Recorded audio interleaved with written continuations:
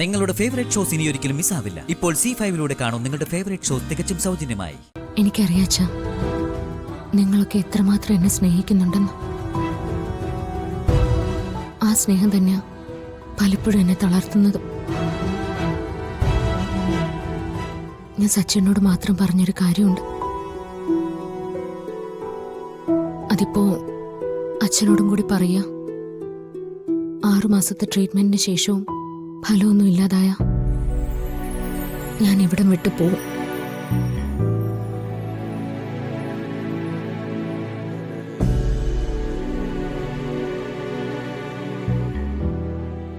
എങ്ങോട്ടാണെന്ന് അച്ഛൻ എന്നോട് ചോദിക്കരുത്.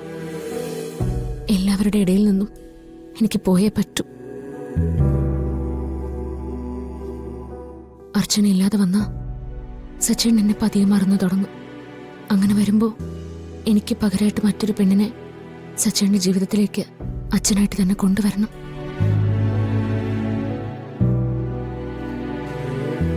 ഒരിക്കലും എന്റെ ഭാഗത്തുനിന്ന് അച്ഛൻ ഒരിക്കലും കേൾക്കുമെന്ന് കരുതിയതല്ല ഞാൻ പറയുന്നതെന്ന് എനിക്ക് നന്നായിട്ട് അറിയാം. പക്ഷെ സച്ചേട്ടന്റെയും അച്ഛന്റെയും ഒക്കെ ആഗ്രഹത്തെ മുൻനിർത്തി ഞാൻ നല്ലതുപോലെ ആലോചിച്ചെടുത്ത തീരുമാനം അത്.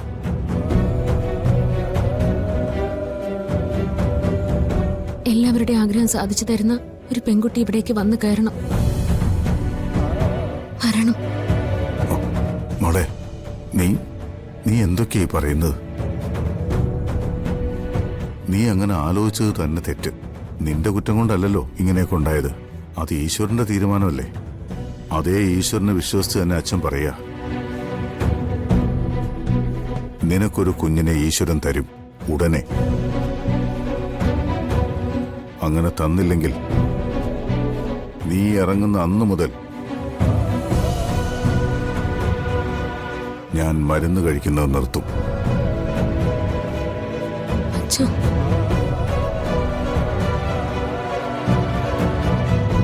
വിലയില്ലാത്ത ജീവൻ മരുന്നുകൊണ്ട് പിടിച്ചു നിർത്തിയിട്ട് എന്താ കാര്യം? എനിക്കെന്നും എന്റെ മോനോടൊപ്പം മോളെ വേണമെന്ന ആഗ്രഹം. ഈശ്വരന്റെ വിളിക്ക് കാത്തിരിക്കുന്ന ഈ വൃദ്ധനെ മോൾ അവഗണിക്കരുത്.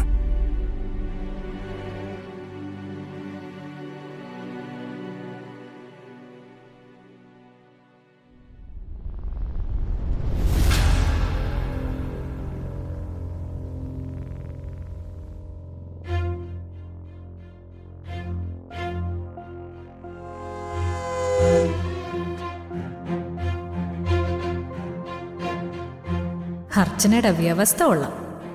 6 മാസം. ആ കാലാവധിക്കുള്ളിൽ നീ ഗർഭിണിയാവില്ല. അങ്ങനെ നീ വീട് വിട്ടിറങ്ങുന്ന ദിവസത്തിന് വേണ്ടിയാ ഇനി അവന്തികയുടെ കാത്തിരിപ്പ്.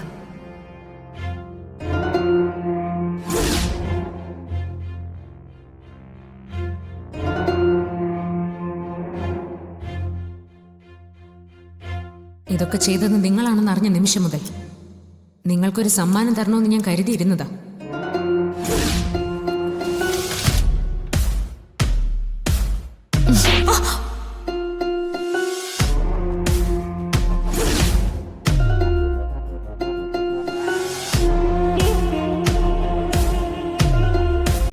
ഡൗൺലോഡ് ചെയ്യൂ C5 ആപ്പ്. കാണൂ എല്ലാ എപ്പിസോഡുകളും സൗജന്യമായി.